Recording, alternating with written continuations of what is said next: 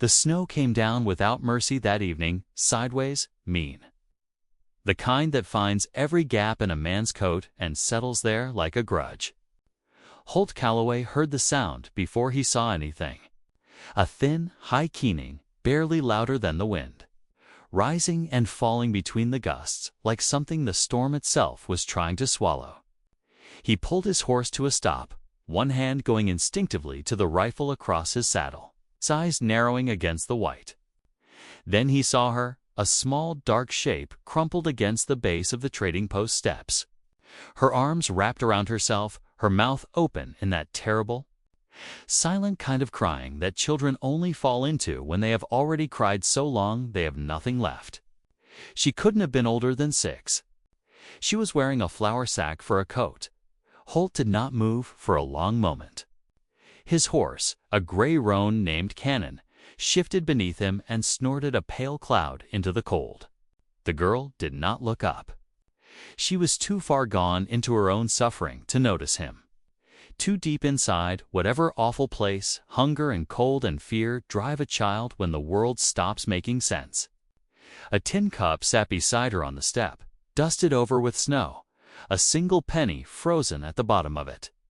She had been begging. Nobody had stopped. He stepped down from the saddle. He crouched in front of her.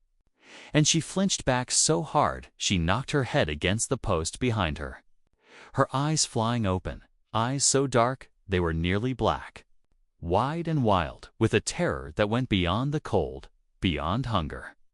A terror that knew something specific and recent and very close. She pressed herself flat against the wood and made no sound at all. Just stared at him with those enormous eyes and waited for whatever came next. "I'm not going to hurt you," Holt said. His voice came out rougher than he intended. It always did, these days. He hadn't used it much. "You hungry?" She stared. "I've got hardtack in my saddlebag. It's not much, but it's warm where I'm going." Still nothing. But her eyes dropped to the saddlebag when he mentioned it. And that small involuntary movement told him everything he needed to know. He reached in slowly, deliberately, the way you'd move around a spooked animal, and pulled out a piece of hardtack wrapped in cloth. He set it on the step between them and pulled his hand back. She watched him. Then she snatched it and pressed it to her mouth, and he had to look away, because a man shouldn't watch a child eat like that if he can help it. "All right," he said quietly, more to himself than to her. "All right then." He didn't know, in that moment, what he was agreeing to. He didn't know about the men who were coming. He didn't know what she carried with her, tucked into the lining of that flour sack coat, what it meant, what it was worth, what men would do to get it back. He knew only that the snow was coming harder now, and that he had a fire waiting 12 miles east, and that he could not, in good conscience, leave a 6-year-old child to freeze to death on the steps of a trading post while the town of Red Rock slept warm and blind behind its shuttered windows. He picked up Cannon's reins. "You coming?" She looked at him for a long moment. Then she picked up the tin cup with the frozen penny in it, tucked it under her arm with a kind of fierce dignity that didn't belong to a child her size, and stood up. She followed him into the snow. Holt Calloway had not always been a man who rode alone. There had been a time, and it felt now like something that had happened to a different person. Someone he had read about in a letter rather than lived when he had been part of something larger than himself. He had grown up in a proper family, a dirt farm in the hill country of central Texas. 3 brothers and a mother who sang while she worked, and a father who was hard but fair. He had learned to ride before he could write his own name. He had learned to shoot the same year. The land had raised him the way it raised everything out there with difficulty. With heat and dust and the constant understanding that nothing was given freely and everything could be taken. He had been 23 when the war ended, and 24 when he came home to find that there was nothing left to come home to. The fever had taken his mother and his youngest brother the winter before. His father had tried to hold the farm through the occupation and had failed, not all at once, but slowly, the way a man breaks slowly, a little more each season, until one morning he simply doesn't get up. His two surviving brothers had gone west separately, chasing different promises. Holt had stayed to sell what was left of the land and pay off what was owed. And by the time he was done, there was $60 in his pocket, and a horse and a direction, north and west. Because there was nothing east and nothing south, and standing still wasn't something he knew how to do, he had worked cattle drives out of Abilene for 5 years. Good work, hard work, the kind that left a man too tired to think much, which suited him fine. He had been a decent hand, better than decent with a rope, and the trail bosses knew it. But he had never been easy company, and he had known it. There was something in him that had gone quiet after the war, after coming home to an empty house that had never quite come back. He laughed less than he used to. He talked less. He was not unkind, but he was not warm, and the younger drovers gave him a wide berth after a week or two on the trail. Because there is a particular kind of solitude that some men carry like a second skin, and they could feel it on him. He had stopped driving cattle 2 years ago, after an incident in Dodge City that he did not discuss and preferred not to think about. He had a small stake of land now, 12 miles east of Red Rock, a single-room cabin he had built himself over the course of a brutal summer, a kitchen garden that barely justified the name, and 3 horses. He got by. He had learned that getting by was enough. He had not planned on a child. She rode behind him on Cannon, her small hands fisted in the back of his coat, not holding him exactly, just touching, just making sure he was still there. She had not told him her name. She had not said a single word. In fact, not since he'd found her, though once, when Cannon stumbled on an icy patch and lurched sideways, she had made a sharp sound that was not quite a word and not quite a scream, but something in between. She was watching the dark behind them. He had noticed it, the way her head kept turning, the way her eyes went to the tree line. She was not afraid of where they were going.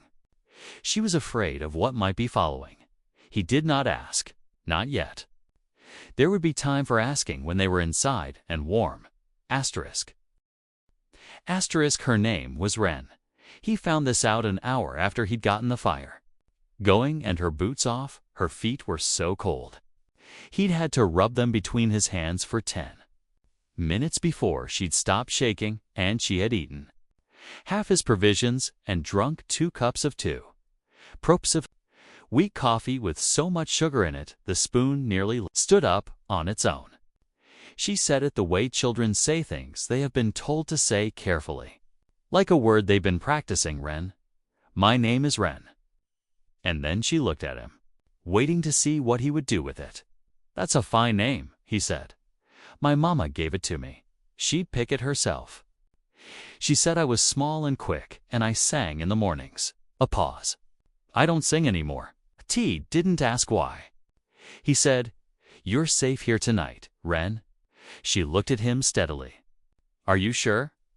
And he had opened his mouth to say yes, of course, automatically, but something in her eyes stopped him, something that was too old for her face, too knowing, that had looked at the promises of adults and learned what they were worth.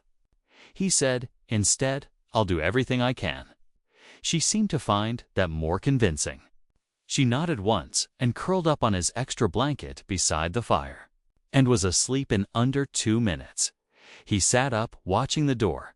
Her mother's name had been Cora Vasquez, and she had been, by every account that mattered, a woman of extraordinary quiet courage. She had come north from San Antonio with her husband, Tomas, in the spring of 4 years ago, when Wren was 2 years old and the promise of land grants in the territories was still bright enough to believe in. Tomas had believed in it completely. He was that kind of man, full of forward motion, his eyes always on what was ahead, and Cora had believed in him, which was perhaps the same thing. They had filed their claim on a good piece of ground north of the Red Rock Basin, built a house that was small but sound. and had been working it carefully and well when the trouble started. The trouble had a name: Aldous Greer. Greer was not the kind of villain who announced himself. He was a land agent ostensibly, and a businessman. And he wore good suits and spoke with the measured patience of a man who is never needed to raise his voice because everyone around him already knows what happens if they don't cooperate. He had been quietly acquiring land in the Red Rock Basin for 2 years before the Vasquez claim registered on his map. He came to them formally, in daylight, with an offer that was fair enough to be insulting and backed by a smile that never reached his eyes. Tomas refused. Greer thanked him politely and left. 3 months later, Tomas was dead. A riding accident, the sheriff said. A terrible thing. The horse had come back without him, and they'd found him at the base of a dry wash with a broken neck. The sheriff was sorry. There wasn't much to be done. Cora knew. She had no proof and no money, and no family within 600 miles, and a 2-year-old daughter. And she knew with the absolute cold certainty of a woman who has watched a good man be erased from the earth that the accident had not been an accident. She also knew that she could not say so.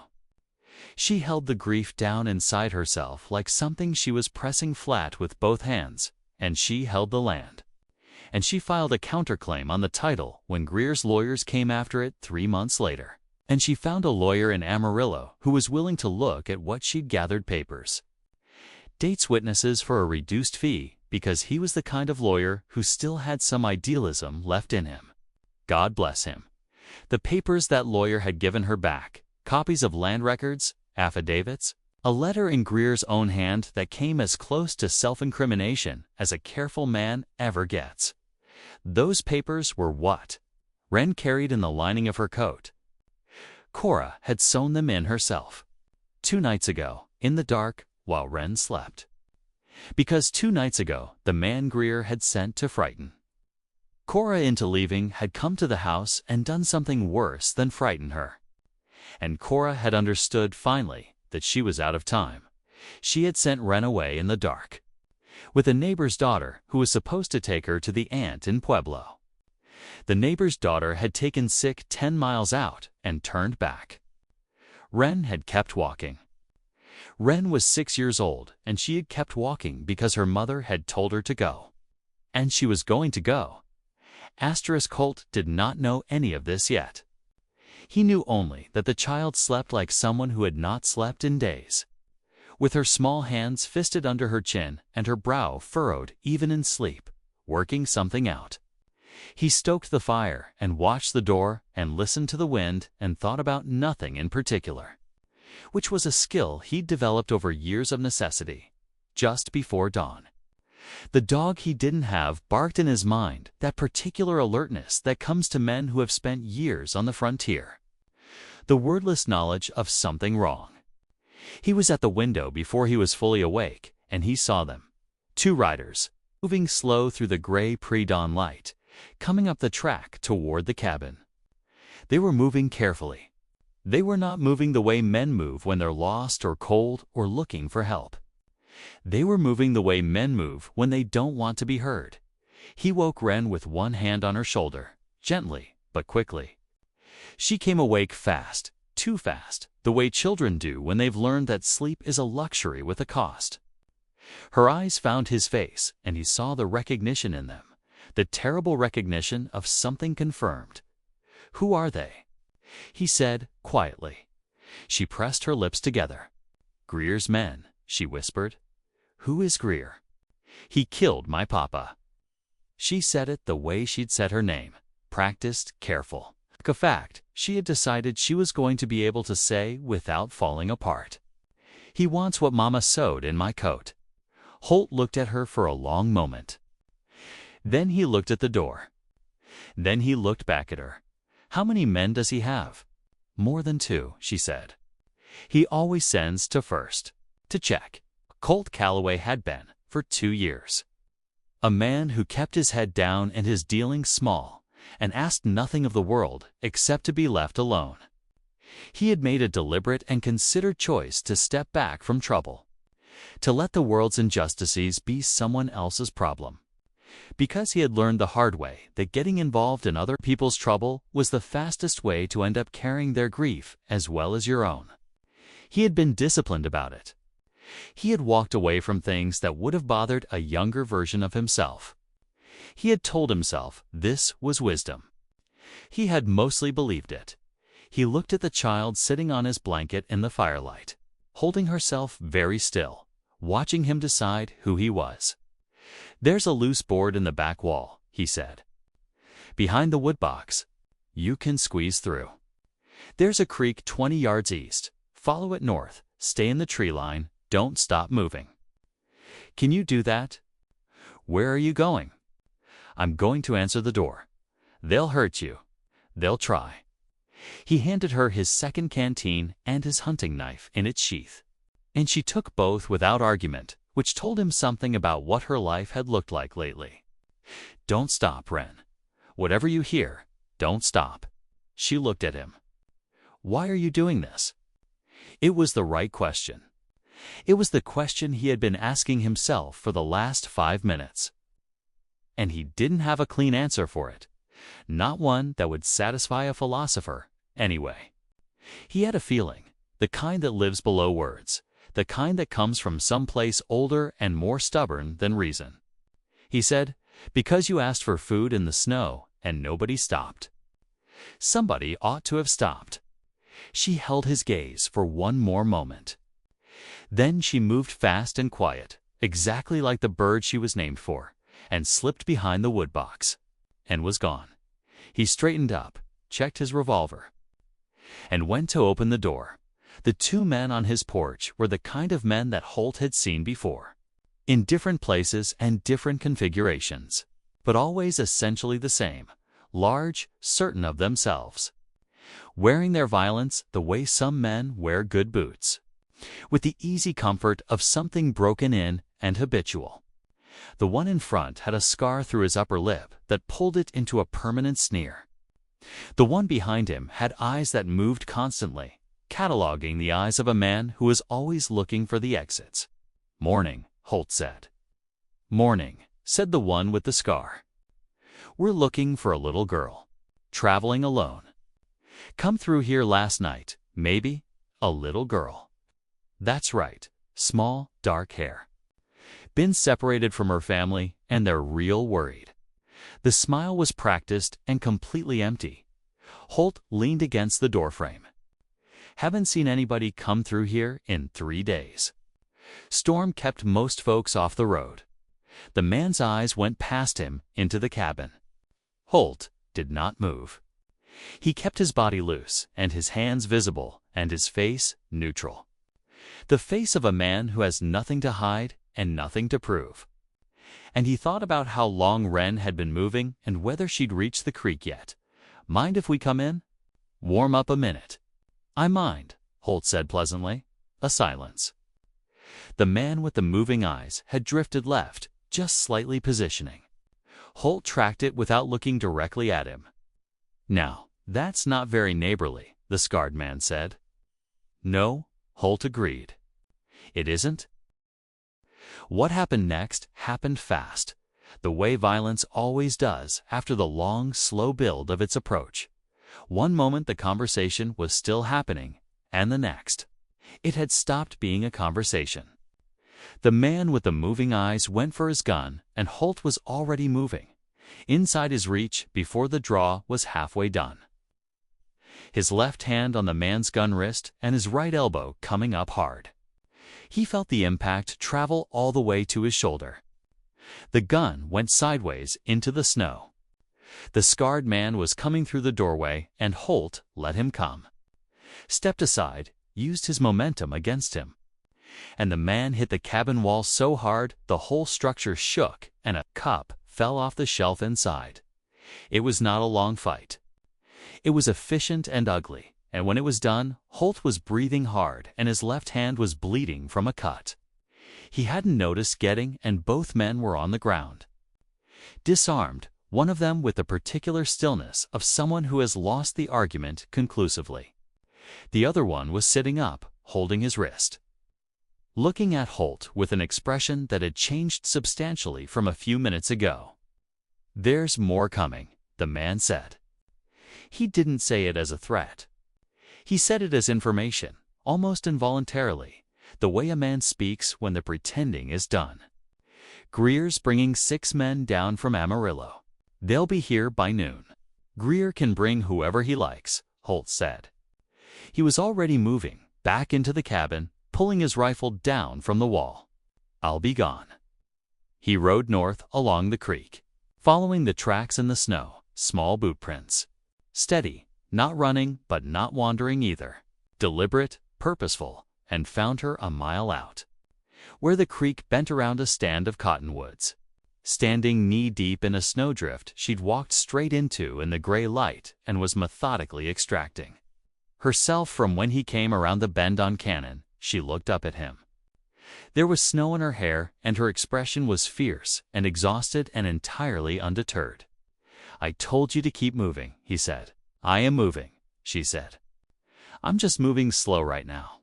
He reached down and pulled her up behind him, and she settled in against his back with her arms around his waist. And he turned Cannon north and east and put the cabin and the 2 men on the porch and the weight of the last 12 hours behind him. They rode hard for 2 hours. The snow had stopped and the sky above was cracking open along the eastern edge, the heavy gray giving way to something paler, thinner, almost luminous. The land stretched out ahead of them in long white rolls, broken by the dark lines of creek beds and the occasional skeletal stand of trees. And above it all, the sky was doing that thing it does sometimes on the plains after a storm, turning enormous. Turning the kind of blue that has no name exactly, only the feeling of it. The feeling of space and cold and the world made clean. Holt pulled Cannon to a walk and let the silence come back in. Behind him, Wren was quiet. He could feel the tension in her arms beginning, slowly, to ease. "Where are we going?" she said at last. "Pueblo," he said. "You've got an aunt there. You know about that? You talked in your sleep." A pause. "I talk in my sleep. Apparently." Another pause. "Did I say anything else?" "You said your mama's name." The arms around his waist tightened for just a moment, and he felt her press her forehead briefly against his back, and then she straightened again. "My mama is still at the house," she said. "She sent me away so I'd be safe, but she's still there." Holt was quiet for a moment. "You know, she might not be able to." "I know," Wren said. Her voice was flat and small and final. The voice of a child who has already done the terrible arithmetic and arrived at the answer and decided to keep walking anyway. "I know, but she told me to take those papers to the lawyer in Pueblo. She said if I get them there, everything my papa built won't disappear. She said that's how we make sure he wasn't erased." A beat. "I don't know what erased means exactly, but I know it's bad." He pulled Cannon to a stop. He turned halfway in the saddle so he could see her face. She looked back at him steadily, her dark eyes serious and clear and full of something that he could only call, after a moment's searching, faith, not the naive faith of a child who doesn't understand the odds, but something harder and stranger, a faith that had already been tested and broken and rebuilt and was standing now on its own bones. "What's in the coat?" he asked. "What did she sew in there?" "Papers, proof that Greer had my papa killed. Proof he's been stealing land from people who can't fight back." She paused. "The lawyer said if he can get those papers in front of the right judge, Greer goes to prison." He looked at her for a long moment. Then he turned back forward and clicked his tongue at Cannon, and they started moving again. Asterisk, he hadn't talked about his own losses in years. Hadn't seen the point. The people he would have told were gone, and the people who were left were strangers or near enough. And there is a particular economy of grief that takes hold in a man after long enough alone, you stop spending it. You hold it close, it calculates to nothing. But riding north through that opened-up sky, with a 6-year-old girl at his back who had just told him about making sure her father wasn't erased. He found himself talking. He told her about his mother, about the way she'd smelled of wood smoke and sage. He told her about his youngest brother, who had been afraid of horses until he was 7 and then, inexplicably, was not. He told her about coming home and finding the house empty and the farm gone and understanding, in one slow, devastating moment, that there was no longer any place in the world that had his particular shape in it. He didn't tell it as a sad story. He told it the way you tell a story when you're trying to hand it to someone carefully. Choosing what to carry, Wren listened without interrupting. When he was done, she said, "Do you still miss them? Every day, does it get quieter?" He thought about it honestly. "Not quieter," he said. "Just further, like a sound that's always there, but you can walk away from it for a while." She considered this. "I don't want it to get further," she said. "I don't want to walk away from them. Not yet." "You don't have to," he said. "You've got time." They made camp that night in the shelter of a sandstone outcropping out of the wind, with a fire that was small and careful and threw just enough light to keep the dark back. He cooked what he had: dried beef, cornmeal, the last of the coffee, and she ate everything she was given, and then looked at the empty tin with an expression of profound respect. He had been watching the horizon since they'd stopped. He'd seen no riders, no dust, no movement on the long, pale flats behind them.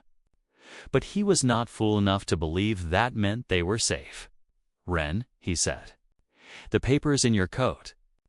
If something happens to me, if we get separated, you keep going north. You follow the creek until it meets the wider river, and then you follow the river east. There's a town called Cimarron, 3 days on foot. You find the sheriff, and you say the name Aldous Greer, and you show him those papers. Can you remember that?" She looked at him. "You're not going to let something happen to you." "I'm going to try very hard not to." "Then why are you telling me that?" "Because," he said, "you deserve to know what to do. Because you're the one who's been carrying this, not me. I'm just the man with the horse." She was quiet for a while. The fire popped and settled. Above them, the stars had come out in extraordinary numbers. The kind of sky you only see after a storm has washed everything clean. Every star sharp and distinct, and so many of them that the black between was almost an afterthought. "My mama said," Wren said slowly, "that the most important thing is to find someone worth trusting and then trust them all the way. She said halfway trust is worse than no trust." She looked at him. "I think you're worth trusting all the way." Holt felt something move in him that he didn't have a name for. Something that had been standing at a distance for a long time, arms crossed, wary, decided to take one step forward. He said, "I won't let you down." "I know," she said, simply, and laid down beside the fire and closed her eyes. They rode into Cimarron on the 5th day. Not the 3rd. They had lost time to a second storm and one very bad creek crossing that had. Cannon swimming and Wren clinging to Holt's collar, and both of them soaked to the skin and laughing, improbably, by the time they reached the far bank. Laughing because sometimes the only thing between terror, spoot, and absurdity is which side of the creek you're on. Greer's men had come once more on the 3rd morning. 3 of them this time, better organized, spreading out across the flats in the pale early light to cut off angles. Holt had seen them coming and had made a decision that went against his nature and against everything the solitary years had trained him toward. He had ridden directly toward the nearest farmstead, a family named Ocherick, recent settlers, who took one look at the child on the horse and the men behind and opened their door without being asked. He had left Wren there with the papers in her coat while he led the riders east on Cannon. A running chase through broken country that he knew better than they did, along arroyos and over limestone ridges, until he'd lost them in the late afternoon heat and doubled back through the dark. He had not been entirely unscathed. There was a crease along his ribs from a bullet that had come closer than he preferred to think about, wrapped now in a strip torn from his spare shirt. It ached steadily, the way these things do. A complaint rather than a crisis. The Ochrick family had fed Wren dinner and breakfast and sent them off with a loaf of bread and a dozen eggs, and a handshake that said more than words typically do. Wren had shaken Mrs. Ochrick's hand formally with both of hers, and thanked her in the careful way she did everything. And Mrs. Ochrick had bent down and hugged her and said, "You are a very brave girl," and Wren had pressed her lips together and nodded once, holding herself very carefully. And then they had ridden on. The lawyer in Pueblo was a man named Archibald Sen, who had indeed been expecting something from Cora Vasquez, and who went pale and then flush and then fiercely purposeful when he unrolled the papers from the coat lining and read what was there. He had a clerk send 3 telegrams within the hour. He told them that Greer would be facing a federal inquiry within the month. He looked at Wren with the expression of a man recalibrating what he understood about the word courage, and said, "Your mother is a remarkable woman." Wren said, "Yes, she is." They did not know, yet. About Cora, they would find out later that she had been forced from the house, that she had made it to a neighbor's, that she was alive and making her way north with the deliberate, patient persistence that had apparently raised a daughter, who could walk 3 miles alone in a blizzard at age 6 rather than stop. She would arrive in Pueblo 11 days later, thinner and marked by what had happened, but moving forward. The reunion was not something Holt witnessed. He stepped back, outside, and stood in the cold and listened to the sounds coming through the window, and decided that some things don't need an audience. He had thought he would leave the next morning. He had planned on it, in the loose way he planned on things, direction more than destination, habit more than intention. There was nothing keeping him. His horse was rested. His ribs would heal. The work was done. He was saddling Cannon in the gray early light when he heard her voice behind him. Holt. He turned. Cora Vasquez was standing in the doorway of the lawyer's house, wrapped in a blanket, her dark hair loose. She looked at him with eyes that had seen too much too recently and were still, underneath the exhaustion, steady and clear and entirely her own. "Wren told me what you did," she said. "Wren did most of it herself." A faint, complicated smile. Yes, she would say the same thing about herself. She came down the steps, slowly, and stopped a few feet from him. "You could stay," she said, "if you wanted. There'll be a legal fight. Sen says it could take a year, maybe more. We'll need to be in one place for it. I don't know what's at the other end of it. I don't know if the land will come back or if we'll build something new, or what shape any of it takes." She looked at him steadily. "But we'll be in one place. And Wren trusts you all the way. She told me." He looked at her for a long time. He looked at Cannon, who was watching him with the patient attention of an animal who knows that humans take a while to figure things out, but usually get there. He looked at the horizon, which was doing what it always does at that hour, glowing faintly at the edge, promising something. The light before the light. "I've been a long time moving," he said. "I know," she said. "So have I." He thought about empty houses and full ones. He thought about sounds that get further but never quite disappear. He thought about a child who walked alone into a blizzard because someone had told her to keep going and she believed, fundamentally and without reservation, that keeping going was worth it. He thought about the moment on the porch, 2 men with guns, and a choice that had felt, in the instant before he made it, like the first honest choice he'd made in years. He untied Cannon's reins from the post. He turned the horse toward the stable. "I'll need to fix that board in my cabin," he said. "The one in the back wall? Let the cold in something fierce." Cora's smile changed, became something quieter and less careful and more real. "We can help with that," she said. That evening, when the last of the sun was pulling itself slowly below the edge of the world and turning everything it touched to something between gold and fire. Wren found him sitting on the fence at the edge of the property, watching the sky do its work. She climbed up beside him without asking permission and sat there swinging her feet. The tin cup with the frozen penny in it hanging from her belt. She had kept it, he had noticed. She had kept it and carried it all this way. "What's it like?" she asked, "to stay somewhere?" He thought about it. The light was moving across the plains in long, slow waves, the way it does on that land. The way it has always done, indifferent to everything and beautiful because of it. "I imagine," he said, "it's like coming in out of the cold. You forget, after a while, what warm feels like, and then it's just there, and your hands stop hurting." She considered this. The penny caught the last of the light and glinted, briefly, like a small and stubborn star. "I think," she said slowly, "that home isn't the place. I think it's when someone stops." He looked at her. She was looking at the horizon with the grave, clear-eyed attention she gave to everything important, and the sun went down, and the sky above the plains filled slowly with stars, thousands of them, then millions, more stars than darkness, more light than night could hold, and below that vast and indifferent magnificence, one man and one small girl sat on a fence at the edge of a new beginning. And for the first time and longer than either of them could remember, neither one of them was moving.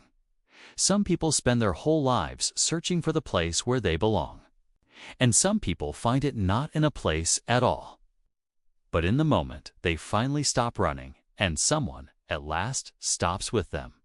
Asterisk.